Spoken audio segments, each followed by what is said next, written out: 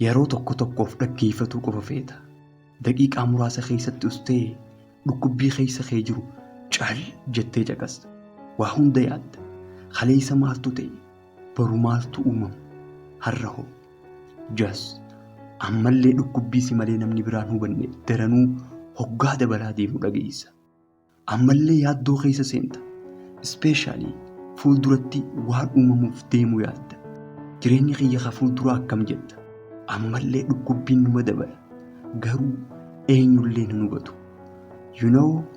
Akki sun gaariidha. Ammas taa'ii yaadi.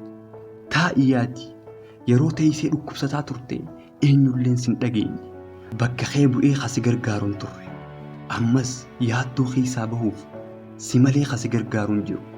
Duuba furmaata eenyurraa eegda? Eenyurraa? No one. Sumarraa amma dabareenta furmaataati. Of keessatti furmaata caqasi. Of course suma keessa jira.